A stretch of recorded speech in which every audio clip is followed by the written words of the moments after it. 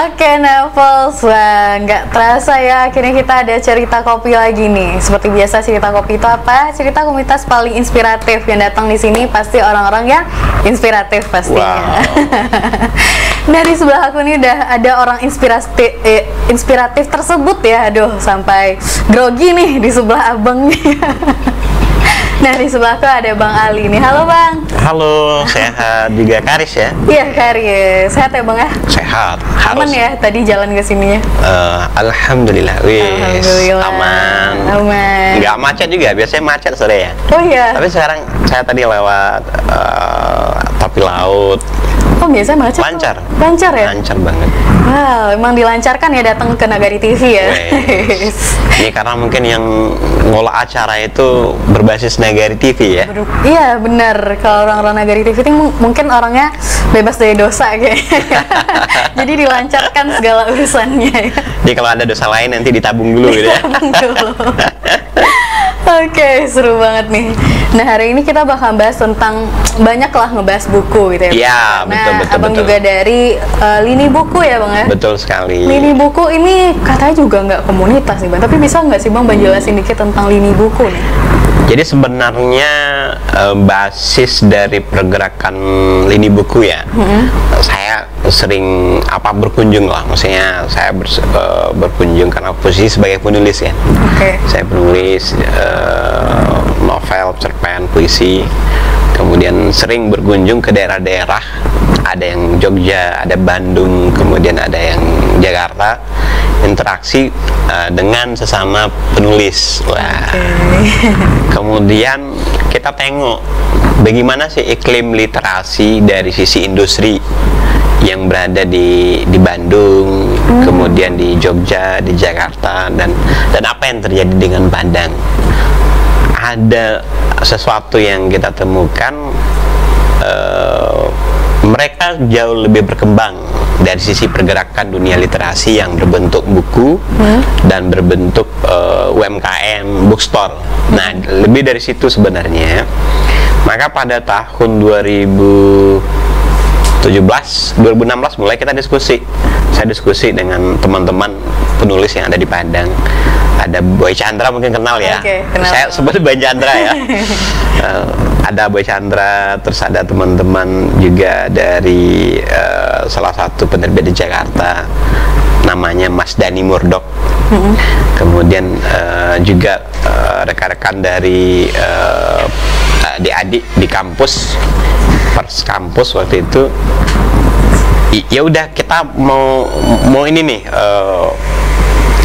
Setelah kita lihat di luar itu bagus dari sisi UMKM, bookstore, pergerakan toko bukunya yang dibangun oleh mahasiswa, dibangun oleh aktivis-aktivis. Di Jogja kok banyak aktivis-aktivis yang bangun UMKM. Yang tadi di Padang ayo lakukan gitu. Maka pada tahun 2017 saya tetapkan sebagai hari berdirinya Lini Buku per 1 November. Ini bulan November ya? Iya, 2017. Di tanggal 1 November kemarin itu harinya Lini Buku. Oke, udah 5 tahun ya bang berarti ya? Yes, sudah 5 ya? Iya. Oh, masih ini ya, belum SD dia tuh. SD. Masih tahu dia. Iya, masih TK lah ya. Itu yang kita bawa ke sini dengan misi kita bangun tuh iklimnya literasi melalui bookstore yang dikelola dari daerah, artinya dari pinggir, katakanlah dari sini, dari Kota Padang. Kota Padang kan. Itu kita lakukan selama bertahun-tahun. Memang berat perjuangannya. Berat perjuangannya, kita harus mengedukasi orang. Betul. Kita harus mengedukasi orang bagaimana dia mempunyai trust terhadap Lini Buku. Mulai dari sosial media. Hari ini alhamdulillah sosial media kita bangun itu udah besar, sudah di atas 22 sekarang.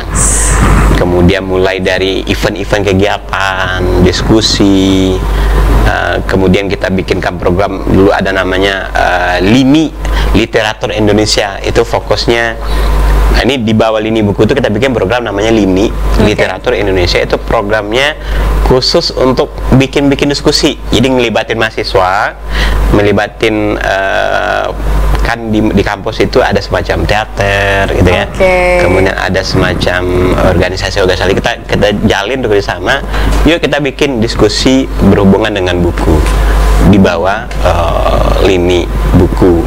Nah, sampai hari itu kemudian kita terus riset setiap tahun. Jadi setiap tahun itu kita ambil perbandingan siapa lagi yang teman-teman dari luar yang bagus ininya, pergerakan literasinya melalui bookstore.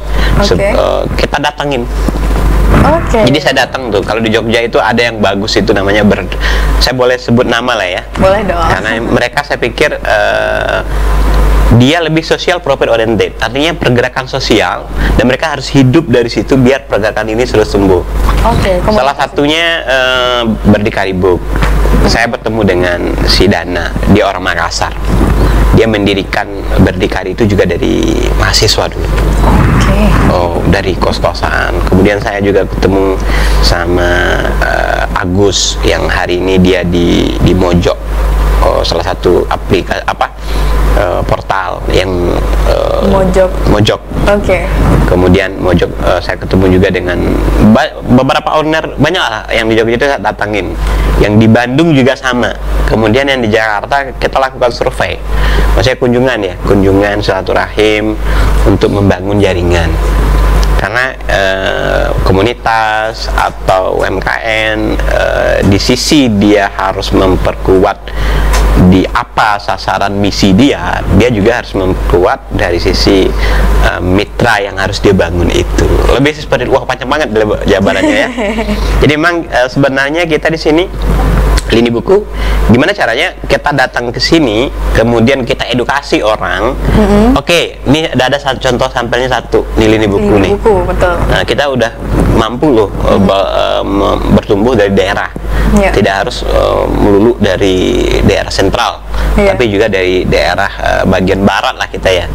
Ini mampu nih, makanya saya bilang tuh sama teman-teman penulis, ya udah kalau kalian bikin tuh toko buku, apa kecil-kecil dulu, bikin tuh penerbit, apa dulu menerbitkan dulu buku 1 atau 2, nggak masalah. Yang penting kalian mau dulu bergerak, karena pergerakan literasi itu ya butuh energi sih. You know lah kan, penjualan buku tidak seperti penjualan baju atau sepatu. Betul. Nah, jadi UMKM ini yang harus kita tularkan itu sebenarnya, misalnya kita berada pada wilayah komunitas, setelah ini apa lagi? Apakah kembali kepada dunia yang sangat menyenangkan, misalnya seperti itu ya, berangkat pagi pulang sore setiap tahun seperti itu, atau melakukan sesuatu yang lebih dalam bentuk ruang-ruang baru, ruang-ruang baru atau peluang-peluang baru yang kita gerakan bersama lalu bertumbuh dari situ. Ya kan? Karena kan kita hidup ini harus ada sosialnya, terus harus ada ya profesi sudah pasti, kemudian harus ada ruangnya. Ini kan harus kolaborasi semuanya. Kalau sosial saja semuanya juga nggak bisa bertahan. Kalau profit aja mulu jika jadi kapitalis, ya kan? Lalu apa penyeimbangnya? Nah, kita berada pada wilayah tengah itu, makanya namanya kita lebih sering menyebutnya social profit oriented. Jadi bisnis dan dia bergerak bersama komunitas. Di komunitas juga bisa hidup di situ, teman-teman juga bisa bergerak di situ. Yang punya kemampuan untuk bermasuk pada ranah UMKM kita tarik. Misal sebagai contoh, saya berada pada ruang wilayah hari ini toko buku. Kemudian kita juga mengedukasi penerbit-penerbit. Lalu teman-teman mempunyai kemampuan desain. Saya sekarang hari ini salah satu join dengan komunitas Rumah Ada Seni. Kelas misalnya. Kemudian ada lagi yaitu salah satu. Akhirnya kita kolaborasi. Teman-teman yang dari komunitas ras, yang dia prinsipnya kolaborasi ya, yang dia punya teman-teman anak-anak desain komunikasi visual, kemudian kita ada semacam lembaga UMKM-nya di bidang buku, desainer mereka itu kita tarik sebagian, ayo kita kolaborasi untuk bikin desain. Lagi-lagi kita bertumbuh dari sini. Oke, Ada juga misalnya dari teman-teman yang penulis nih, mereka mahasiswa nulis, ayo kita tarik. Ada yang kita jadikan editor, komunikasi kan. Ada yang kita tarik untuk punya naskah bagus, ayo kita bareng-bareng gitu. Gitu sih. Jadi sebenarnya kita bisa bilang, kalau dibilang komunitas full enggak juga gitu ya Bang ya, tapi ya bisa dibilang ini tempat wadah lah orang-orang yang ingin mengembangkan lagi skillnya. Tapi biasanya kalau komunitas itu nggak memikirkan terlalu ke bisnis gitu ya Bang. Tapi kalau di sini nih, Lini Buku ini tuh pikirannya lumayan panjang nih. Kita di sini mau ngapain, nggak cuman edukasi-edukasi aja gitu ya Bang. Betul sekali. Jadi harus diaplikasikan juga gitu. Itu nih Lini Buku ternyata. Keren sih ya. Keren ya? Keren dong. Wih, selamat ulang tahun Lini Buku. Udah 5 tahun tidak terasa. Udah 5 tahun nggak terasa ya. Tapi kalau ada strukturnya gitu nggak sih Bang, abang foundernya, terus biasanya nih kalau komunitas yang datang tuh ada strukturnya, ada kayak ketuanya, ada bendaharanya, sekretarisnya. Jadi di Lini Buku itu sebenarnya ada yang terlibat itu sekarang itu ada 4 komponen. Satu yang sisi komunitasnya, saya memang selaku yang mengampunya, namanya Rumah Kayu Indonesia kan, itu yang dari 2012. Itu di bawah Lini Buku ya Bang ya, atau gimana? Harusnya kebalik kan, tapi pada akhirnya saya pengen semuanya bergerak di bawah Lini. Tadinya Rumah Kayu Indonesia itu 2012. Iya betul. Itu awal cikal bakalnya. Pergerakannya itu dia ada struktur, ada ketua. Terakhir yang jadi ketua itu adik kita, dari sekarang dia sudah jadi tenaga direkrut oleh negara sebagai abdi negara. Dia ketuanya. Kemudian ada Asrifal sebagai timnya di dalam. Kemudian ada adik-adik. Itu kita melakukan pembinaan pelatihan kepenulisan. Itu benar-benar sosial betul awalnya. Kemudian pergerakan itu kita ubah, karena kalau saya biarkan dia berdiri sendiri akhirnya mati juga. Maksudnya mereka nggak punya asupan kopinya dari mana, apa segala macam. Itu yang saya bilang tadi. Akhirnya kita ini bergerak di bawah Lini nih. Ada penerbitan, ada pelatihan kepenulisan, kemudian ada bazar-bazar, kemudian juga ada sekarang bookstore ya. Itu bergerak di bawah Lini, ada struktur memang gitu. Kalau yang di Lini itu tetap sebagai ujung tombak, teratasnya saya. Kemudian di bawahnya ada sebagi 3. Kalau yang di Rumah Kayu Indonesia itu sekarang yang jadi ininya lagi berdomisili di Padang dia memang sekarang. Kemudian salah satu timnya si Asrifal, kemudian ketua itu namanya si Fikri, namanya Fikri Fikri Azhari. Berarti masih ada ya Bang ya, berarti masih. Hanya ya itu dia pergerakannya pelan-pelan kan. Makanya kita support terus tuh. Makanya sekarang itu di Lini itu banyak program. Ada programnya itu program ini kemarin yang baru kita lakukan itu diskusi bareng bersama anak FLP juga. Tadi saya ngomong juga anak FLP. Kemudian ada tamu kita Gelagong kemarin itu. Saya bilang sama tim saya, Miss Emol, ajak tuh Gelagong kita diskusi. Kemudian kita ajak komunitas lain diskusi di Lini. Habis itu juga kemarin ada juga ini salah satu konsultan match ya, MEC, milenial Minang Entrepreneur Connect. Itu ada konsultannya dari Jakarta. Kita ajak lagi tuh Lini, kita ngobrolin tentang pergerakan kita, pergerakan di literasi. Terus sebelumnya juga kita bikinkan program untuk anak-anak Mentawai. Itu pameran seni tato di Lini lagi. Ini sosial juga ya Bang ya, berarti? Sosial, nggak ada apa kan, maksudnya datang yuk kita gabung diskusi deh gitu. Ya terserah kalian mau ngomong apa gitu, kita kasih ruang. Terus sebelumnya juga ada pameran lukis. Kemudian nonton bareng, malah kita bikinkan program nonton bareng. Jadi programnya banyak sekali. Kemarin tuh nonton bareng tuh hampir dalam sebulan tuh selalu ada. Kita ngelibatin tuh teman-teman dari, kan ada komunitas-komunitas film ya. Benar. Ini Lini ada ruang nih, manfaatin. Gitu. Wah. Makanya Lini tuh dia jadi tempat ruang, salah satu fungsinya. Ruang itu ruang untuk para teman-teman untuk saling berinteraksi dalam komunitas. Iya. Gitu sih ya. Makanya pemilihan tempat pun kita lakukan itu. Kita harus dapat tempat pertama besar. Oke. Yang kedua pusat kota. Yang ketiga punya lapangan parkir. Fungsinya cuma untuk mudah diakses saja oleh teman-teman yang ingin ngobrol. Oke, Gitu. jadi emang lini buku ini terbuka sekali ya Terbuka untuk sekali. teman-teman yang ingin belajar, yang ingin sharing bareng gitu Ya. ya.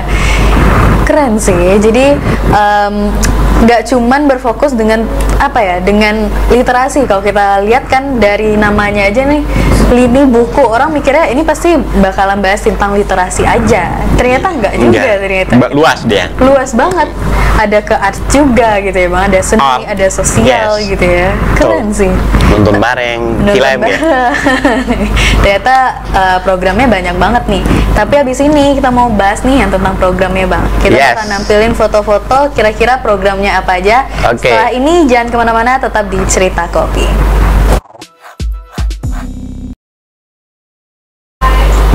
Oke, Bepol, tadi kita ada janji ya, kita akan bahas program-program apa aja nih di lini buku. Yes. Nah, tadi Abang juga udah bahas nih beberapa program-programnya ya Bang ya, ternyata. Ya, apakah ada di foto ini ya? Kita lihat ya. Boleh, langsung aja deh kita langsung lihat ini programnya. Kayaknya fotonya banyak juga nih tadi ya. Banyak ya? Oh, Banyak. iya. Langsung aja nih kita bahas. Yang pertama ada foto apa nih? Oh, tray. Oh, ini. Wah, ini teman-teman dari UNP nih. Oh, dari UNP. Ini ngapain nih mereka nih? Teman-teman dari UNP ingin berbicara tentang bagaimana sih perjuangan pergerakan lini. Di antaranya ada divisi penerbitan. Dia lebih ingin menggali tentang proses menggarap buku menjadi sebuah produk yang siap diketengahkan. Oke. Ini baru kemarin nih, minggu kemarin. Oh, minggu kemarin ya? Minggu kemarin itu mereka datang ingin diskusi, Bang Ali, yes. Iya. Kita pengen diskusi sama Bang Ali tentang dunia dapur yang berhubungan dengan proses pra dan cetak dalam sebuah membuat. Kan ini banyak ilmunya ya, seperti yang saya bilang tadi itu kan kita melibatkan desain, kita melibatkan editor atau penulis, kemudian ada naskah, kemudian ada tenaga layouter apa segala macamnya. Itu kan tenaga spesifik ya. Benar.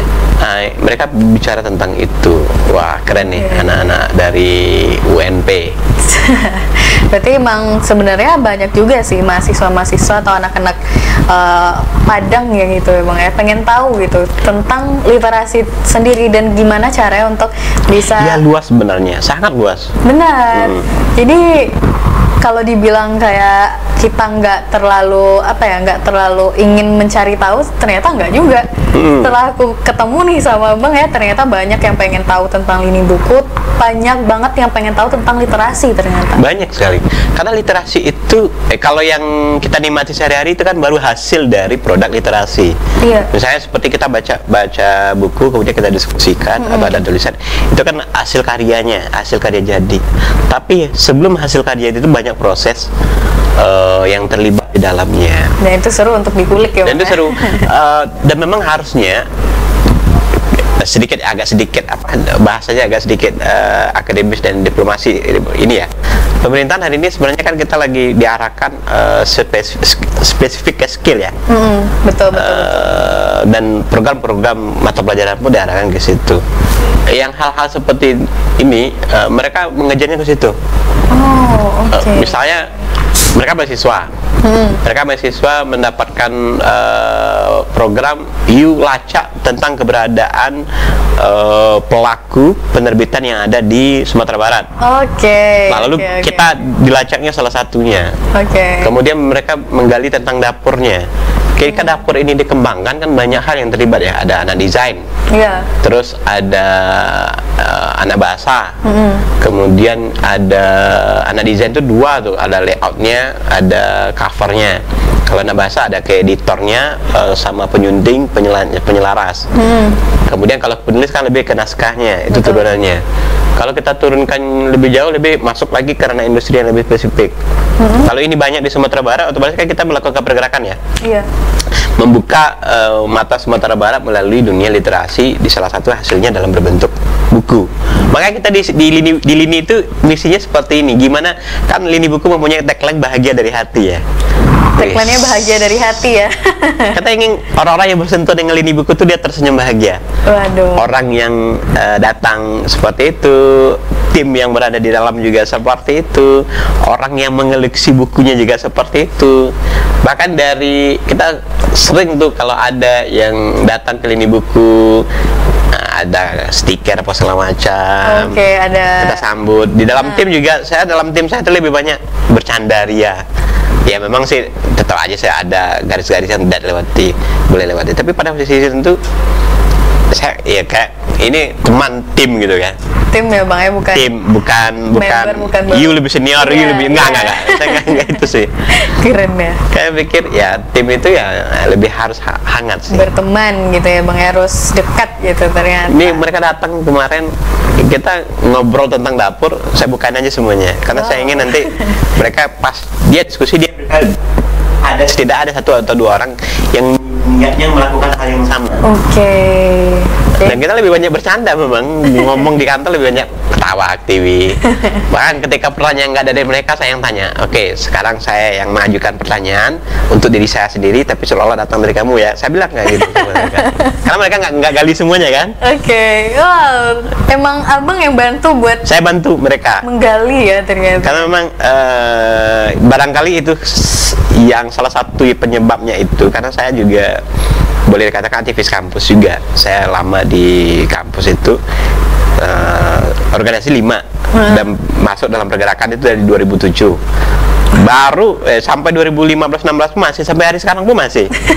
Ini kemarin kita lakukan semacam ada yang pekan kebudayaan daerah yang 2021 itu kan lintas komunitas.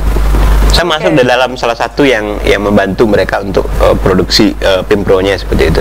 Itu mengkolaborasikan antar komunitas, karena komunitas ini dia kan biasanya berdiri sendiri-sendiri ya. Iya, kemudian nggak ada benang penghubung, sehingga anak literasi dia berdiri sendiri. Betul. Yang industrinya berdiri sendiri, kemudian yang desainnya dia juga kelompok itu pula, kemudian yang filmnya itu pula. Sekarang kita koneksikan, misalnya yang anak komunitas yang dari desain komunikasi visual, misalnya kita joinkan dengan yang literasi, kita joinkan dengan industri, kita joinkan dengan film, kita joinkan dengan musik, sehingga ketika bikin program itu jadi ramai. Alhamdulillah mungkin itu teman-teman yang mungkin terlibat dalam peta komunitas di Kota Padang itu bakal melihat komunitas itu sekarang sudah saling membaur mereka. Iya. Kemarin misalnya kita bikin program, nah itu ada satu komunitas lagi namanya Langgang Kuau, mungkin pernah teman-teman dengar juga. Itu salah satu inisiatornya ya ada 7 orang tuh, berapa orang kemarin? Ada Muhammad, ada Dajon, ada Asro, ada saya, ada Rijal Temenan. Waktu itu kita bikin program, itu datangin orang ke situ dari lintas komunitas, ngumpul di situ. Tempatnya jauh di ujung bukit, di Langgang Kuau, Lubuk Minturun. Lubuk Minturun ya? Lubuk Minturun ke atas lagi kan, yang arah jalan tembus ke Solo itu, ke arah ke hutan itu, Langgang Kuau. Itu teman-teman bareng, komunitas dari lintas komunitas itu bareng. Mereka tidak milik siapa-siapa, tapi menggerakkannya bareng-bareng. Oh yes. Sampai hari ini yang hal-hal kayak gitu. Nah, ini salah satu misi saya sebenarnya. Teman-teman yang ingin diskusi tentang dunia penerbitan yang buku, saya kasih tuh dapurnya. Dan biar mereka buka ya, juga. Benar. Gitu. Bahkan ada tuh butuh jaringan, saya kasih jaringannya. Waduh, keren.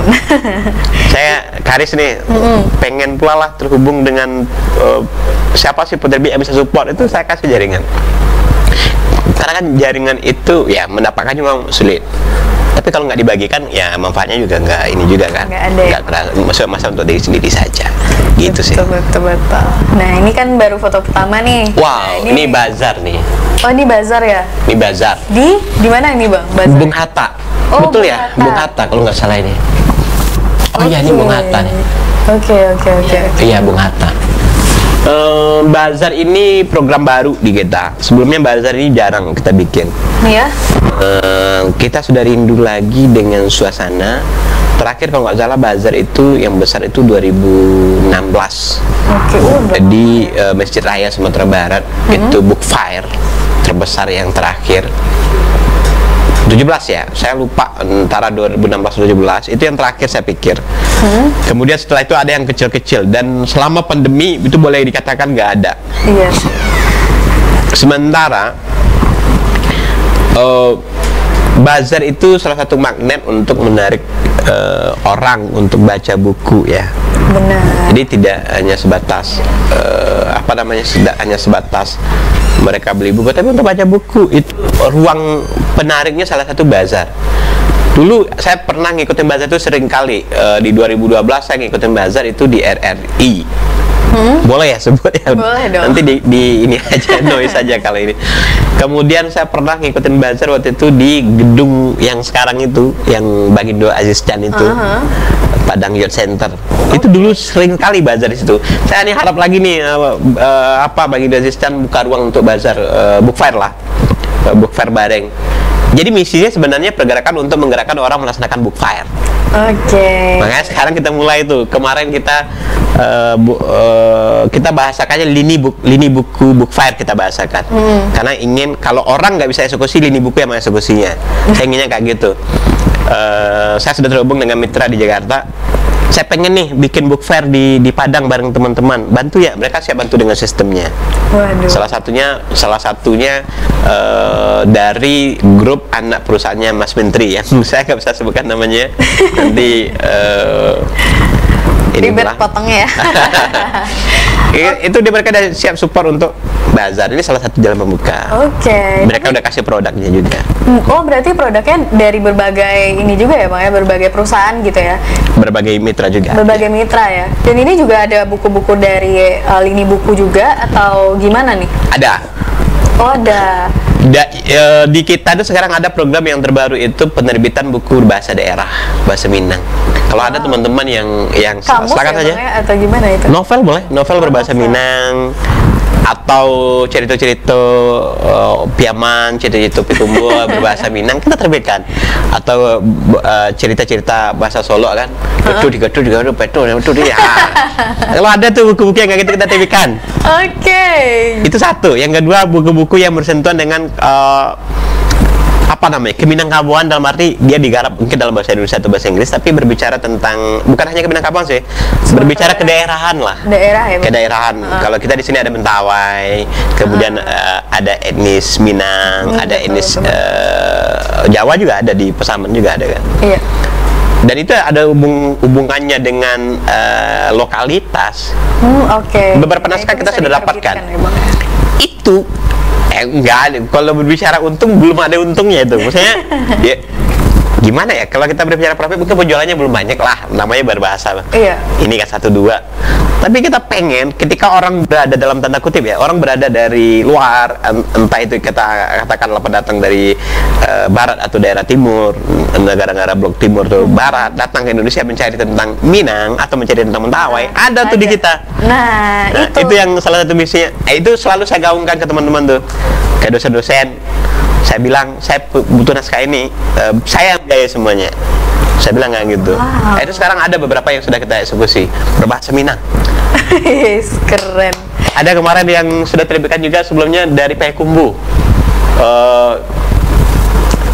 Dia cerita apa? Grupnya, aduh saya lupa ininya. Pengarangnya Hayuzon. Hayuzon. Dia kawan-kawannya banyak menulis tulisan-tulisan yang renyah, candaan, kayak Kabau Sirah itu lagi saya. Tapi berbahasa Minang itu kita terbitkan. Dan banyak kita terbitkan, 500 eksemplar kita terbitkan. Waduh. Itu pembiayanya dari kita semua. Artinya Ini perjuangannya lebih, ayo kita sebarin nih. Kalau bahasanya kan berarti kan bahasa Hindu ya. Bahasa ini. Kemudian kalau dari kontennya berarti kan tentang culture ya, culture yang berada di sini. Teman-teman di luar menggarap itu, saya ketemu tuh sama teman-teman. Ada yang fokus menggarap, misalnya dia menggarap tentang seni, menggarap. Atau teman-teman yang menggarap tentang dunia bola, tapi dikemas dalam bentuk buku. Menarik kan? Biasanya kan kita ketawa, teriak tuh kan nonton TV kan. Ini teriak-teriak kita baca buku, gitu kan? Itu ketika baca buku. Beda-beda lagi sensasinya ya Bang ya. Itu yang ini salah satu pemantiknya itu bazar. Oke. Jadi kita berharap kemarin saya juga ngomong juga dengan beberapa teman, saya pengen nih ada bazar tahun ini, walaupun book fair lah skala kecil, mungkin ada 5 penerbit atau 7 penerbit, kita bikin book fair skala kecil, tapi khusus book fair buku, biar gebiarnya ini muncul lagi. Kan sangat sayang kan, di negeri Sumatera Barat yang dikenal dengan ratusan sampai ribuan penulis, book fairnya nggak ada dalam setahun. Kan lucu juga kan. Lucu. Gitu sih. Benar sih. Dan ya benar juga sih, maksudnya ini salah satu cara juga ya Bang. Nah, ini yang di ini ya Bang ya. Iya, salah satu cara. Ini yang di PKD nih, Pekan Kebudayaan Daerah. Oh, ini yang masih tahun juga. kemarin juga ya Bang ya. Baru bulan ini ya. Oh, bulan ini. Ini bulan ini nih. Oke. Ini yang emang book fair juga atau cuman stand abang aja nih sebenarnya ini? Ini lebih ke bazar sih, bukan book fair dia. Oke, ini lebih ke bazar ya. Bazar. Berarti satu stand aja gitu ya ternyata. Kalau dilihat dari standnya ada yang buku juga nggak Bang? Enggak, kalau ini Nggak memang ada ya? nggak book fair dia. Ini bazar dia. Nah itu tuh Memang yang paling. hanya kita membahasakan program kita tuh lini buku book fair karena kita ingin ngambil itu misinya, Iya. semangat energinya. Benar. Gitu Dan itu sih. sih, dan banyak juga sebenarnya kan sekarang itu di UNAN juga ada jurusan Minang ya Bang ya. Jurusan sastra Minang. Oh, gitu. iya, ada. Dan itu susah banget Dapatin teman-teman aku buku. cari Buku ya? cari bukunya susah banget buat dapetin. Di kita banyak tuh. Dan ternyata di lini buku banyak nih. Banget. Ada Levels. buku berbahasa Inggris, itu salah satu keren dosen, Women in Minangkabau. Betul nggak bahasa Inggris itu ya? Women in Minangkabau, betul. Kalau salah dibetulin aja ya. Ada Women in itu Minangkabau. bukunya ya, Bung, ya? Ada buku jadi kita. Kemudian kemarin ada bukunya novel Indah Talok dan Gade Hati karya Firdaus Abi. Itu novel loh. Oke. Dan lumayan banyak minatnya, ada kisaran 200-an. Nah, itu Terus tuh. ada kemarin buku tentang Minangkabau, banyak juga. Ada yang memang tentang kehidupan berumah tangga. Dalam versi culture-nya orang. Sebenarnya Gitu. cari-cari search yang untuk apa ya? Ini Taman Budaya. Oke. Ini Taman Budaya, programnya penerbitan buku. Kita salah satu yang mengakuisisi Sebagai penerbitnya. proses naskah itu di kita. Oke. Semuanya, termasuk mencarikan siapa desainer covernya, kemudian mencetaknya, ini di kita semua. Gitu. Oke. Banyak ternyata ya. Ini Banyak ya lagi fotonya nih. ternyata ya. Ini bisa 3 Masih ada jam lagi nih. nggak ya? Nggak tahu fotonya saya. ya? Ini Ini masih bazar Ini juga. Parabe. Ini di apa Parabe. itu? Ini Masih bazar juga Bazar atau? juga. Ini bazar juga. Oh, masih bazar ya. Ini anak sekolah ya Bang ya? Ini anak sekolah. Yang kayak gini, go to school, program go to school. Iya, aku dulu Sekarang- inget banget tuh ada kayak abang-abang di SD. Biasanya dia jualin buku-buku kayak buku sile atau buku matik-matik kayak gitu-gitu loh Bang. Dan ternyata di SMA sekarang juga ada nih lini buku dateng ya ternyata. Iya, kita go to school. Habis ini mau ke SMA berapa kemarin? Ya, itu dia. Itu akhir November ya. Awal November. Desember. Oke. Itu juga untuk program ya lagi-lagi bazar. Terus juga ini ada juga yang kita targetkan cuma nggak jadi. Tapi dalam waktu dekat kita juga terlibat lagi dalam program lintas ini juga nih, lintas industri kreatif sama komunitas di Batigo Fest, Batigo Festival. Ya lokasinya itulah dia, Batigo Fest, itu Batigo Festival, terlibat lagi di situ bazarnya. Oke. Untuk siap. kita panasin nih, step.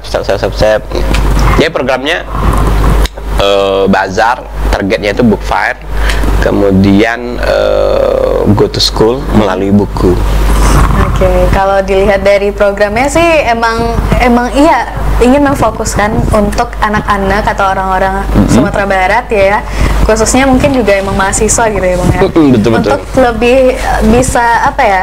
Bisa adalah keinginan untuk membaca buku, itu yang pertama gitu dengan program-program ini. Terus juga mengenalkan buku-buku yang emang terbitannya tuh terbitan Sumatera Barat, terbitan orang Padang, dan itu terbitannya di Sumatera Barat sendiri juga. Yes. Penerbit di Sumatera Barat itu sangat-sangat sedikit ya Bang ya. Banget. Kebanyakan emang penerbit dari Jawa, dari luar. Ya. Sedangkan nih, People ya, setahu kita tokoh-tokoh di Sumatera Barat itu luar biasa. Penulis Bung Hatta seperti itu. Tan Melaka ya. Tan Melaka, aduh sayang Yani. sekali kalau kita nggak punya gitu ya Bung ya. Ternyata Lini ada nih. Tapi kita bakal bahas nih Bang tentang ini nih. Gimana Oke. cara kita bisa meningkatkan rasa ingin tahu membaca buku gitu ya Bang ya. Oke. Habis ini kita bahas, tapi jangan kemana-mana. People tetap di Cerita Kopi, cerita komunitas paling inspiratif.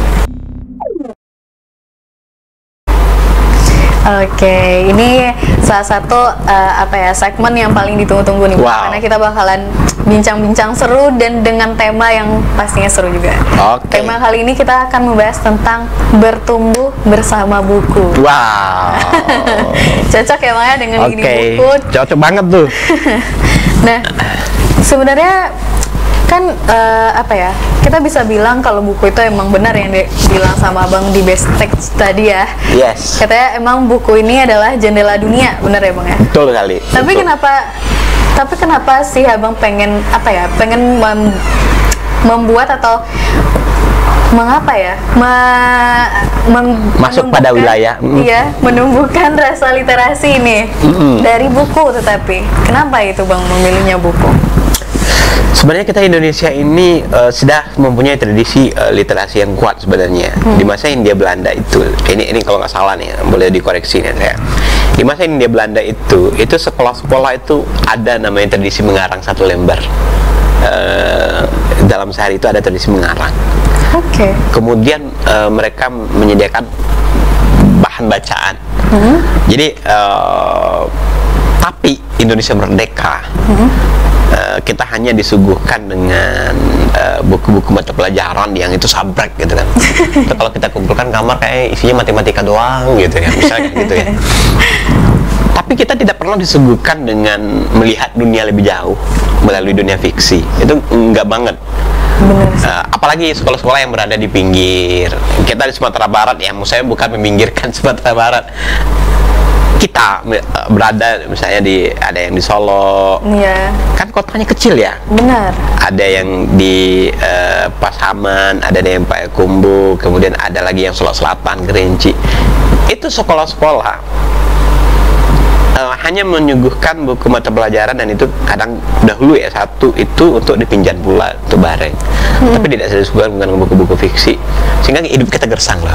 Kita nggak bisa melihat Amerika Latin, kita nggak bisa melihat suku aborigin, kita nggak bisa melihat bagaimana Turki di masa lalu, bagaimana Andalusia yang hari ini Spanyol, bagaimana dunia pada abad ke-18, pada abad ke-17, ke-16 melalui sentuhan imajinasi.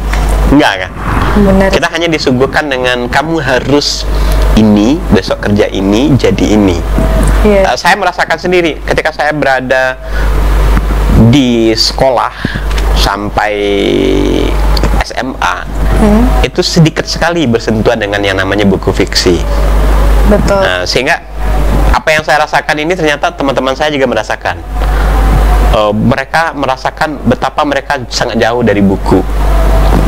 Sehingga saya putuskan, oke, saya ingin jadi penulis. Itu sebenarnya, itu aja pemantik awalnya. Saya ingin jadi penulis, saya bisa loh nulis buku seperti orang-orang ini. Kemudian di situ berkembang, oke, saya ingin mengajak orang nulis bareng. Kemudian berkembang lagi, oke, saya ingin melakukan industri yang berhubungan dengan buku. Oke. Sehingga terus berkembang. Oh iya, ternyata kita melihat melihat dunia itu memang melalui buku. Kita melihat kejayaan masa lalu itu melalui buku. Dan buku yang sangat kuat untuk melihat kejayaan masa lalu itu melalui fiksi. Karena di fiksi itu kita diajak masuk ke dunia buku. Anggaplah dirimu misalnya baca Pram ya. Saya sebut buku Pram. Saya di dalam novel Pram di bumi apa? Bumi manusia, saya bisa merasakan saya jatuh cinta.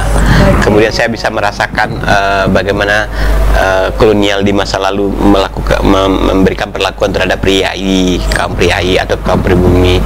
Saya melihat betapa cinta begitu hari itu begitu sakral. Tidak seperti ini ya. Hari ini cinta bisa melalui WhatsApp, Twitter kan. I love you sayang. Bisa kayak gitu ya. Sehingga sayang itu menjadi semangkuk mie yang sangat mudah sekali disajikan. Dulu enggak. Untuk melihat orang saya kayak gitu kan. Begitu sakralnya cinta disajikan dalam fiksi. Coba kalau nggak melalui buku, kita melihat ke 50 tahun yang lalu, nggak bakal kuat. Kalau hanya melalui cerita orang tua kita, pasti dia malu-malu untuk ngobrolin yang seperti itu. Saya melihat kejayaan Turki di masa lalu. Saya baca novel Snow, kemudian karya Orhan Pamuk, kemudian kehancuran di masa Kemal Atatürk, dan itu menjadi sejarah kan. Tapi bagaimana proses hancurnya di waktu itu, bagaimana kaum perempuan di masa itu dia bunuh diri karena tidak diizinkan pakai jilbab, kemudian jalan-jalan ditutup dan terjadi azan dilarang apa segala macam, kemudian jilbab dilarang. Kalau hanya melalui narasi sejarah itu hanya sampai ke otak kita. Benar. Nggak sampai ke hati kita, nggak sampai ke kalbunya. Saya pikir seperti itu. Buku membukakan jendela untuk itu. Hari ini kita melihat Paris, melihat melihat Mesir, melihat India, Taj Mahal. Ya harus melalui fiksi. Iya, benar-benar. Melalui novel atau melalui film. Berarti fiksi ternyata secara tidak langsung itu juga ngajarin kita ke sejarah juga ya Bung ya? Banyak banget. Dia ngajarin kita pertama bagaimana dunia ini berkembang. Kemudian bisa mengarahkan kita mau jadi apa di masa depan. Itu bisa. Sangat kuat. Karena di dalam fiksi itu ada emosi, ada psikologi, ada ilmu, kemudian ada sosial. Saya baca bagaimana Amerika Latin memperlakukan para kaum kulit hitam. Perbudakan terhadap kulit hitam. Itu saya melalui care emosi saya itu melalui ketika saya baca buku. Ketika saya baca artikel, ya saya dapat ini perbudakan, tapi feel yang lebih kuat itu saya pikir wow, fiksi saya mampu membuat saya masuk ke dunianya. Iya, betul. Dia pernah baca buku nangis nggak? Pernah dong. Pernah baca buku matematika nangis? Baca buku fisika pernah nangis nggak? Nangis sih kalau aku matematika nangis. Nangisnya itu nangis. Ini ya nilai, aduh, ini nilai bakal 5 lagi nih besok. Betul.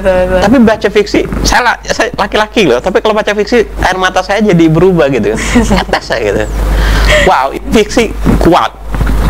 Makanya saya tengok tuh tradisi di luar, mereka mengajarkan, membuka ruang untuk pelajar-pelajar mereka itu melalui buku-buku fiksi. Mereka kasih tuh baca-bacaan fiksi. Ketika membaca buku, mereka melihat dunia menjadi lebih luas, sehingga mereka tidak menjadi katak dalam tempurung. Yang membuat kita menjadi katak dalam tempurung itu satu, keterbatasan wawasan kita. Yang kedua, kita melihat bahwa kita merasa paling hebat karena kita tidak melihat dunia luar. Iya. Tapi ketika kita oke lah, hari ini orang mempunyai kemampuan ke luar negeri, tapi berapa persen yang punya uang untuk itu? Saya kemarin baru baca tentang buku proses penulisannya Haruki Murakami. Itu salah satu peraih Nobel dari Jepang. Wah, ini banyak kali ceritanya ya. Dia melihat sama seperti apa yang dia lakukan. Dia melihat dunia, melihat Jepang dan dunia yang berada, negara-negara yang berada di luar Jepang itu melalui dia banyak baca buku sembari mendengarkan jazz, musik jazz ya. Musik jazz, dia punya kafe, kemudian dia baca buku. Pada akhirnya dia memutuskan jadi penulis. Ya, dengan tersendirinya apa yang dia tulis itu menyebar. Nah, menyebarnya itu melalui apa? Satu, pasti melalui penerbitan dong. Bener dong. Yang kedua, pasti melalui distribusi dong, toko buku dong. Iya. Makanya kalau teman-teman bertanya ke saya, kenapa kamu bisnismu mengambil ranah pertamanya itu buku? Karena care dengan dunia buku itu gitu. Bukan persoalannya ya, kalau soal ngambil untung ya banyak hal lah, properti apa segala macam. Tapi ternyata kenapa saya pada akhirnya menggarap yang berhubungan dengan buku, dan penerbitannya juga berhubungan dengan buku, percetakan juga berhubungan dengan buku, bookstore-nya lagi-lagi buku, kemudian aktivitas sosial saya, kepenulisan saya atau komunitas itu rata-rata dengan berhubungan dengan buku, karena saya melihat buku membuat kita menjangkau lebih jauh, lebih luas, gitu sih. Makanya bertumbuh dengan buku itu ya, kita mempunyai dunia kita sendiri, terus kita bisa ciptakan dunia kita sendiri, dan kita bisa membuat diri kita seperti apa yang kita inginkan. Itu fiksi bisa menjawabnya. Oke, jadi gimana ya? Kalau Bang Ali yang jelasin nih, aku langsung masuk kayak ya emang beda lah ya penulis dengan orang biasa ya menjelaskannya ternyata ya. Aku langsung kayak kepikiran, oh bener ya, ternyata fiksi itu nggak cuman ngajarin tentang apa ya, hal-hal yang kalau orang-orang dulu bilangnya nggak guna lah, mending belajar aja, matematik aja, IPS aja, kan sama-sama aja. Bahkan fiksi itu dilihatnya sebagai kayak buku mainan gitu ya, pilihan kesekian gitu ya. Betul, tapi ternyata itu banyak sejarahnya juga nih, Naples ya. Beda dengan luar Mel. Ini sedikit tambahkan ya. Mungkin teman-teman juga bisa cari referensi. Hari ini kita pernah di Indonesia, ini agak mengkritisi negara sebenarnya. Mudah-mudahan nih Mas Menteri jangan marah ya. Pendapat nih, opini. Beberapa waktu yang lalu anak-anak TK itu sudah dipaksa untuk belajar kali-kali. Iya. Itu kan otak kiri semua ya. Betul. Kemudian sudah dipaksa untuk menghafal ya. Menghafal. Itu kan otak kiri lagi kan. Betul.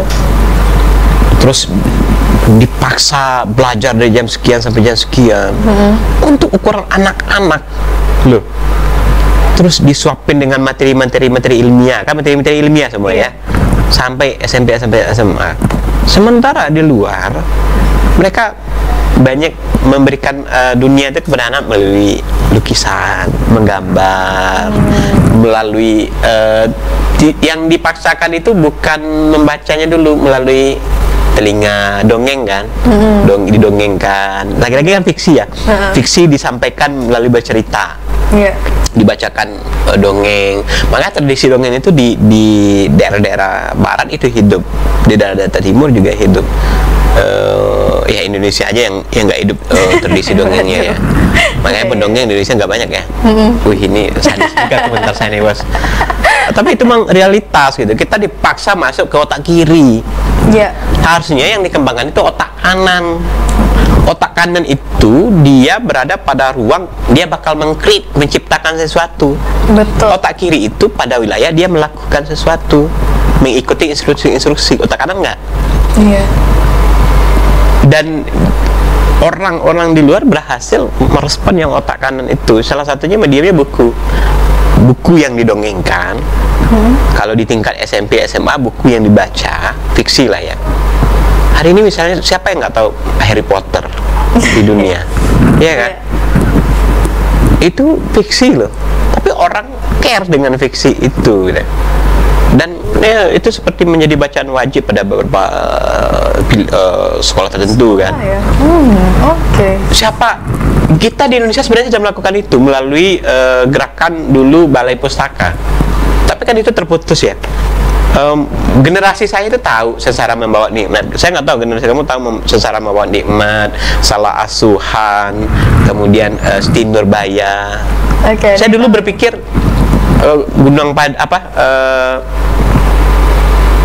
Malin Kundang. Saya berpikir dulu waktu SD itu realitas. Dengan lugunya saya mengatakan, wah ini benar nih terjadi, pembentukan manusia menjadi batu. Betul. Ternyata itu adalah fiksi, tapi kuat gitu loh. Imajinasi saya berjalan gitu kan. Ya itu, makanya kalau pengen tuh membuat katakanlah agak sedikit jauh ya, ingin membuat generasi keturunan berpikir lebih jauh, lebih cepat ke depan, kasihlah mereka baca fiksi. Kalau untuk SD, anak-anak PAUD, anak TK itu dongengkan mereka setiap hari, setiap menjelang tidur. Nanti imajinasi mereka bekerja. Kita menjadi hari ini bukan karena apa loh, misalnya kamu jadi hari ini jadi anggaplah jadi host ya pada acara ini ya. Saya hari ini jadi penulis. Itu kan yang bekerja mengantarkan kita menjadi penulis, menjadi host, menjadi filmmaker. Itu kan imajinasi kita yang mengantarkan kita ke sana. Kemudian menarik energi di sekelilingnya, ornamen di sekelilingnya untuk mewujudkan apa yang jadi imajinasi kita. Misalnya kamu ingin jadi host, tapi orang lain memaksa dirimu menjadi penjahit, desainer, tapi desainer itu bukan dirimu dan tidak ada dalam imajinasimu, maka nggak bakal jadi. Kalaupun jadi nggak bakal clear dia. Nah, begitu besar imajinasi mewujudkan menjadi sebuah keinginan yang real gitu. Nah itu makanya ya udah coba aja sih. Itu mungkin kenapa orang tua aku pengen banget aku jadi dokter, tapi sekarang ternyata enggak ya. karena ya imajinasi itu, ya diri aku ini yang sekarang ini gitu loh, bukan yang diinginkan itu ya Bang ya ternyata. Betul sekali. Oke, tapi mungkin bakalan beda juga nggak sih Bang kalau misalnya nih dari kecil itu orang tua udah menanamkan atau mengajarkan sebenarnya dokter ini kayak gini loh, kayak gini gitu, nanti kamu kayak gini. Jadi kan kita masih ada imajinasinya nih, ya, imajinasi tentang dokter, mungkin aja itu bisa ya Bang ya. Polanya lagi nih. Nah gitu Naples. Tapi mungkin dari generasi aku ya, terutama dari teman-teman aku juga, mungkin kita emang jarang banget baca buku, jarang banget apalagi yang fiksi. Itu emang kita tentang pelajaran yang buku-buku pelajaran atau buku-buku modul ini dari yang di sekolah atau di kampus ya. Iya. Tapi gimana sih Bang caranya supaya kita itu bisa menyukai buku Bang? Itu gimana caranya ini Bang? Saya dulu ini menarik ya. SD sampai generasi penulis yang saya ketahui ada yang memang dia sudah menjadi pembaca semenjak SD. Saya punya teman sudah menjadi pembaca fiksi semenjak SD. Tapi saya tidak seberuntung mereka. Saya baru menjadi pembaca buku itu ketika di kelas 3 di MAN 2 Padang, MAN Model. Saya baru menjadi pembaca di kelas 3. Itu dipantik secara tidak sengaja. Saya suka ke perpustakaan. Kemudian dulu yang suka saya baca, saya cari buku-buku umum. Kemudian saya ketemu sama satu buku fiksi. Lalu pas baca terlintas dalam ingatan saya bisa nih nulis seperti ini. Lalu dari situ pertanyaannya, bagaimana, apa yang membuat kita menjadi kerajinan ya, atau kayak nggak berhenti-berhenti nih membaca buku. Barangkali ya balik lagi kepada hal apa yang paling kita inginkan ya. Saya sekarang masuk pada ranah bisnis. Saya menjadi kerajinan membaca buku tentang bisnis. Pada awalnya memang paksaan sih. Paksaan dikit ya, paksa. Tapi pada akhirnya jadi kebutuhan gitu. Kemudian saya baca novel itu tebal, kayak Snow, teman-teman tebalnya segini, itu ada 5 cm lah. Itu judulnya Snow, salju. Kemudian ada Dewat Kasto, terus ada saya baca English itu penerbitnya India, itu tebal juga. Terus saya kayak kalau kita baca matematika itu atau ini saya waduh tidur kayaknya belum 5 menit tidur ya. Tapi itu baca buku tebal itu kalau nggak salah seminggu ya. Waduh, itu bawa kemana-mana. Sekali baca itu 4 jam, 5 jam itu tahan karena ketika dibaca fiksi dan itu cocok ya, cobalah baca fiksi itu, baca dengan tenang, maka di situ imajinasimu bakal mulai bekerja. Kamu bakal melihat daun maple di tengah salju, atau kamu bakal melihat bagaimana jalur kereta terhenti dan ditutupi oleh salju-salju, dan orang-orang di lantai 2 sedang asik minum bercengkrama misalnya. Kan novel ngajak kamu kayak gitu Iya, ya. betul. Jangan kan novel, saya bercerita ngomong barusan seperti ini aja kamu waduh. Iya. Berarti kan Langsung imajinasi kita kebayang. udah bekerja. Novel bikin kayak gitu. Makanya carilah novel-novel terjemahan kuat-kuat. Atau kayak Pram itu kuat. Imajinasi kita langsung bekerja. Saya baca novel yang terbaru itu kemarin, saya pernah juga baca Habib Tauhid, itu karya Habib, Kang Habib. Itu saya diajak lagi-lagi ke luar negeri lagi kan. Tapi dia detail, dia bisa menggambarkan tentang bagaimana senyuman dengan senyuman tipis misalnya kan, atau warna bajunya, atau dia berjalan di tengah kerumunan dengan pakai cadar. Saya bisa bayangin masuk pada wilayah itu, kemudian terperangkap kan. Kan kalau kita udah terperangkap sama seperti nonton film, apalagi hobi ini nggak K-pop nggak Korea, siapa ya? Hobi Korea nggak? Suka. Suka. Kalau udah tengah jalan gantung, mau berhenti atau Lanjut dong. Lanjut. Nggak bisa berhenti bisa tuh. nonton film 5 jam nggak? Bisa. Sama, seharian. baca buku juga bisa. Baca buku bisa 5 jam juga gitu. Oke. Saya hobi film, bisa nonton film itu bisa seharian. Nah. Buku juga sama. Wow. Kemarin saya baca buku tuh, ini karena jadi intinya untuk masuk ke dunia buku itu ketika kita bertenang aja sejenak.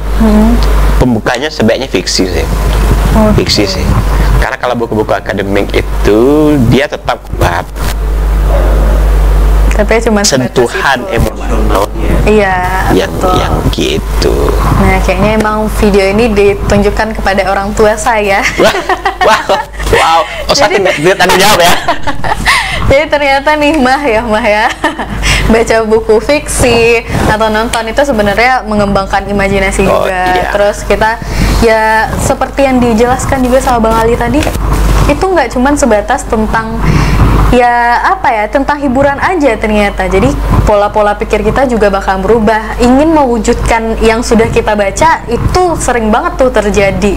Yes. Banyak banget tuh. Misalnya kita lagi misalnya baca buku tentang tentang sejarah gitu ya. Tiba-tiba jadi pengen jadi ahli sejarah, itu sering banget kejadian. Nah, ketika gitu baca ya, novel tuh. Nah, Tuh. itu.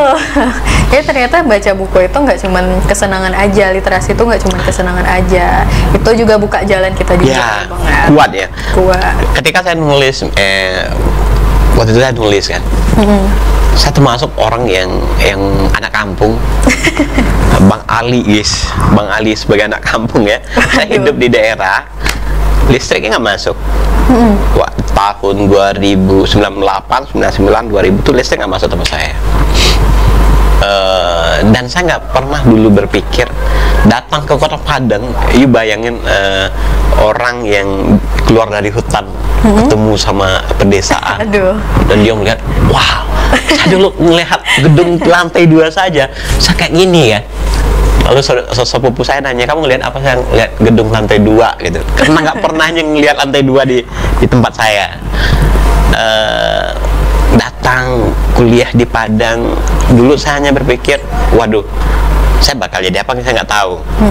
Tapi buku ngantarin saya waktu mahasiswa itu di semester puncaknya itu di tahun 2009 itu semester 6 itu udah nulis di banyak media.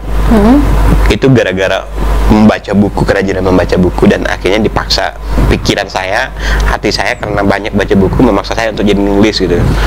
Makanya dari situ saya, waduh, sampai ke Lembang.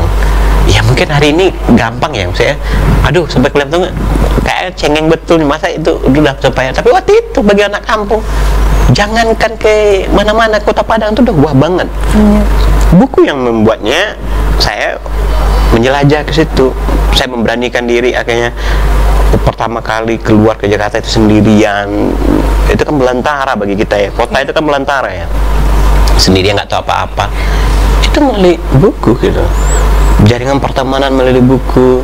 Sampai hari ini saya ngotot nggak mau jadi Kan ada yang ngotot jadi katakanlah abdi negara. Saya nggak mau saya ngotot jadi negara. Saya pengen pada jalur apa yang paling saya inginkan, yaitu nulis sama dagang.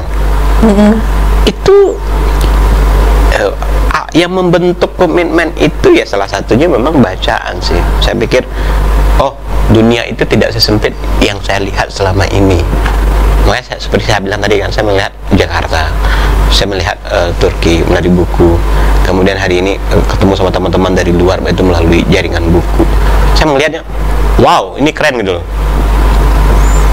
Ini buku membuat jembatan, kemudian membuat imajinasi saya bekerja, dan beberapa orang yang saya kenal di luar itu, padahal saya nggak bertemu, tapi saya merasa akrab dengan dia melalui tulisan-tulisan dia. Itu buku. Misalnya saya kerajinan membaca buku tentang properti, Rich Dad Poor Dad karya Robert T. Kiyosaki, tapi itu buku disampaikan gaya fiksi, bos. Wow, padahal itu tentang properti ya, Bang ya? Padahal itu tentang bagaimana mindset dibentuk oleh perlakuan orang tua kita, yang seperti tadi itu.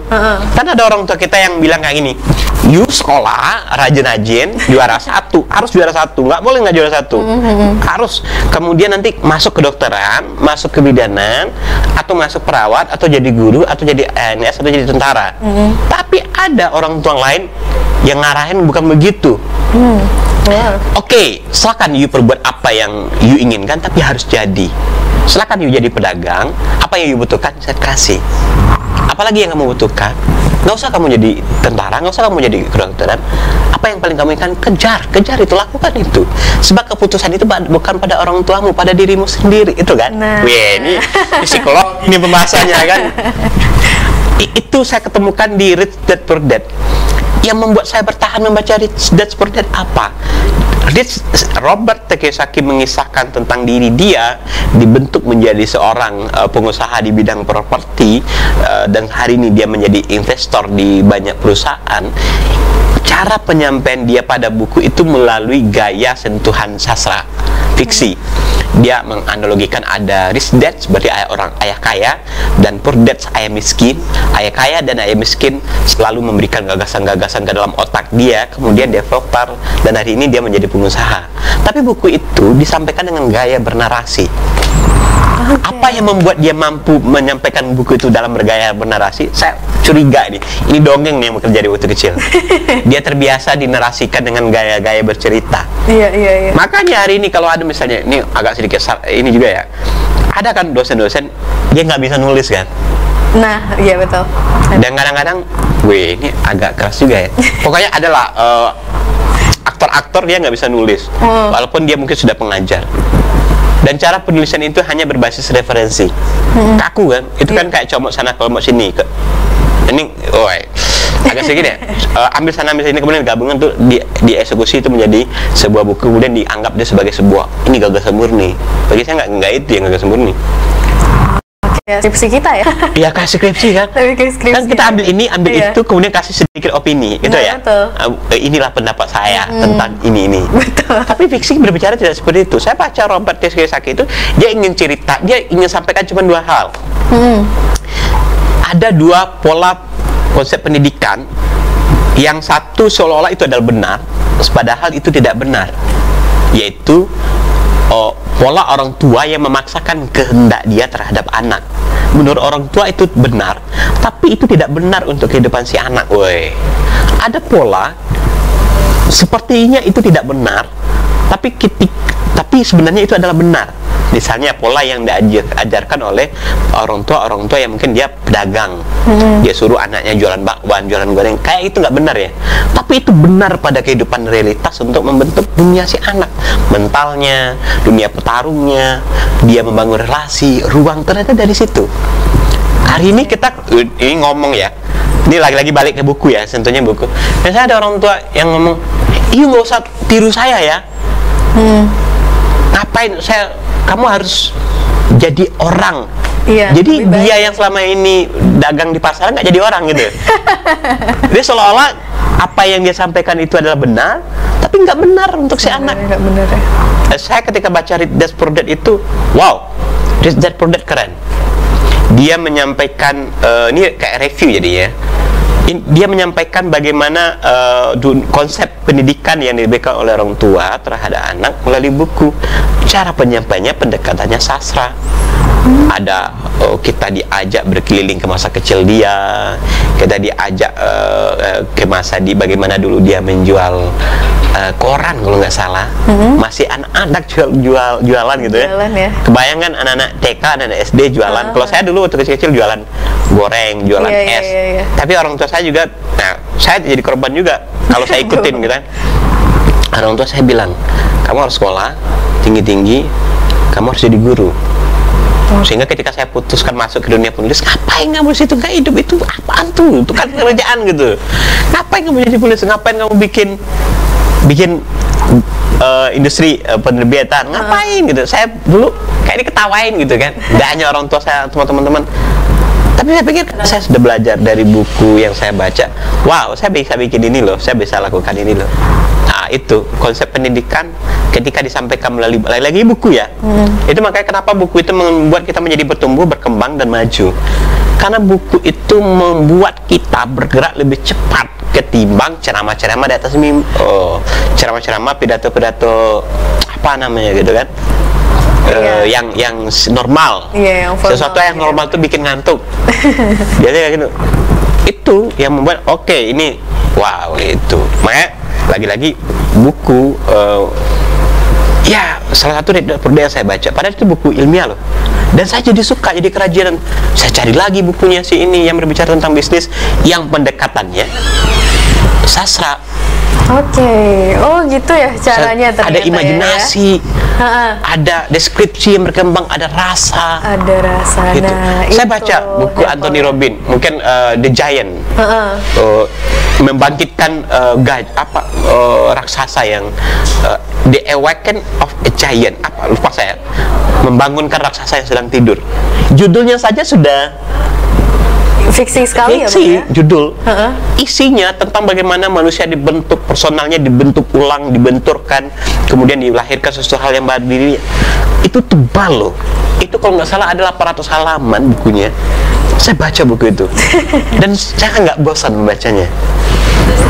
Karena pendekatan yang dia pakai itu adalah pendekatan yang menyenangkan. Yang gitu menyenangkan gitu. Nah, itu ternyata fiksi itu, nah balik lagi nih, ternyata fiksi itu emang tempat pembelajaran banget. Tadi aku dengar itu ada parenting juga itu ya Bang ya, dengan juga kuat tuh. Yang Abang baca tadi. Terus juga dengan diri sendiri itu. Jadi sebenarnya banyak banget nih fiksi-fiksi yang mungkin kita bisa belajar dari itu ya Bang ya? Ya, fiksi atau buku non fiksi tapi pendekatannya fiksi. Nah, banyak healing juga gitu Neville. Tapi mungkin ini karena udah segmen terakhir ya Bang. Wow. Kita udah mau terakhir ya? Udah maghrib ya? Kita mau tips-tipsnya nih dari Abang nih. Ini kan mungkin apa ya? Lebih ke pesannya lah ke anak-anak muda, pesan ke teman-teman, pesan ke Neville nih yang di rumah. Pesannya untuk mengembangkan literasi ini. Nah, ada nggak Bang pesan Abang nih buat teman-teman nih? Pertama sih lebih ke sharing saja ya, buat teman-teman, buat rekan-rekan, baik itu dari komunitas atau aktivis atau perorangan. Pada akhirnya yang mengambil keputusan terhadap diri kita sendiri itu bukan orang lain. Betul. Diri kita sendiri yang mengambil keputusan. Benar atau tidaknya kita yang bertanggung jawabkan. Sementara orang lain hanya bisa memaksa.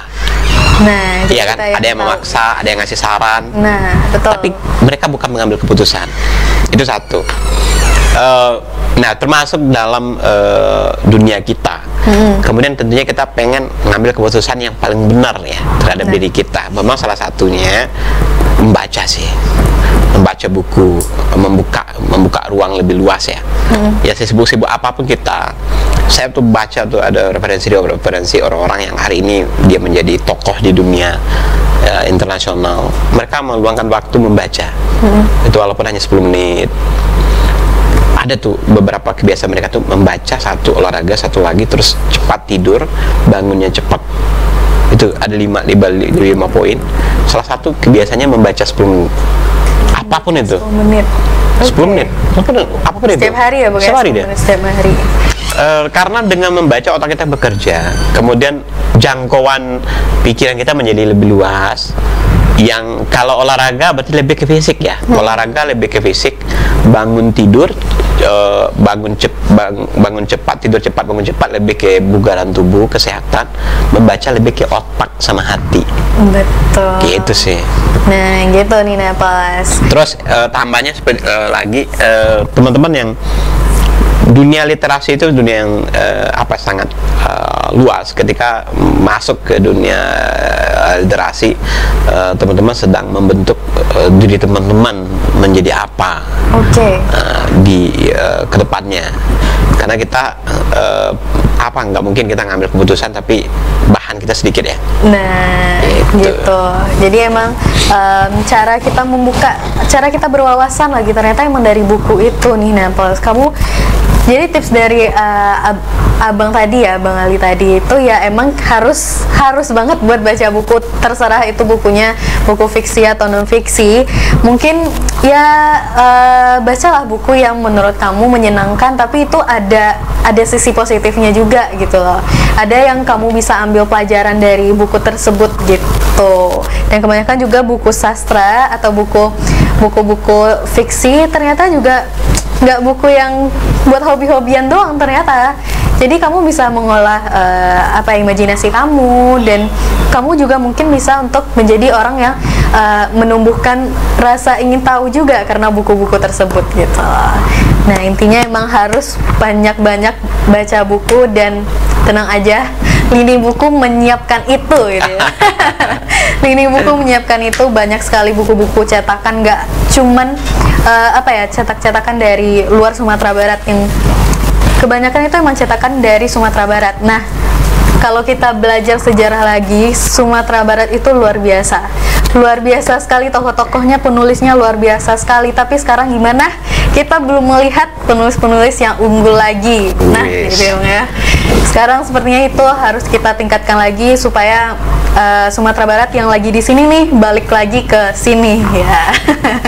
Itu mungkin kalau penasaran nih dengan tema itu, kita kemarin bahas itu di Silet Lidah. Silakan cek aja videonya. Nah, karena ini udah segmen terakhir, dan makasih banyak Bang. Kayaknya emang nggak bisa 1 jam nih kita ngobrolnya Bang. Kayaknya harus 2-3 jam kita ngobrolnya nih Bang. Karena emang kita kebatasan waktu. Kita harus selesaikan cerita kopi hari ini ya Bang ya. Terima kasih udah datang Bang. Terima kasih ilmunya juga sama kru-kru yang bertugas hari ini. Terima kasih juga buat Naples yang udah nonton kita dari tadi. Semoga ilmunya dapat. Semoga yang disampaikan sama Bang Ali tadi dilakukan lah gitu ya, dengan membaca buku. Nggak cuman buku-buku sekolah aja, tapi juga buku-buku yang fiksi, buku-buku yang menyenangkan buat kamu nih Naples ya. Oke, terima kasih, dan mungkin minggu depan kita bakalan ketemu lagi. Jangan lupa juga buat follow akun sosial media kita di bawah sini. Aku Karis pamit, Bang Ali juga pamit. Iya. Sampai jumpa lagi. Sampai jumpa lagi minggu depan. Assalamualaikum warahmatullahi wabarakatuh, and bye-bye. Waalaikumsalam warahmatullahi wabarakatuh. Bahagia selalu dari hati.